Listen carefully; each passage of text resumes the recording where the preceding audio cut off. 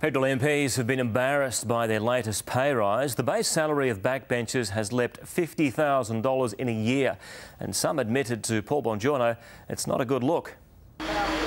The latest pay rise comes in the middle of the bitter stoush over the carbon tax. We are providing an average of $10.10 to each household in tax cuts and payment increases. And courtesy of the Independent Tribunal, the Prime Minister's salary increased almost $130,000 in the past year. Tony Abbott's just over $90,000, and even your humble backbencher almost $50,000.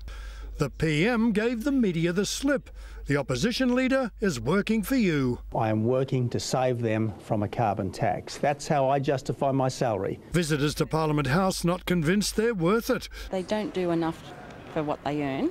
Why don't people like us get a pay rise? They're the ones cutting budgets everywhere, so maybe they should consider that as well. I think they should be setting the example. This pay rise comes at the worst possible time. If politicians were on the nose last week, then this week we must positively stink. But Julia Gillard has a surprise ally. I think paying someone to run this country well, less than $500,000 a year, is inadequate, I'm afraid. The 3% pay hike above inflation is the first annual top-up after a new system cashed out many perks last year. I understand that people are upset by it. It's not something that I demand, but the fact is that's the system we work under. And there's not a crack of daylight between the major parties. They've removed their own right of veto and have combined to repel moves by Senator Xenophon and the Greens to make the system more transparent.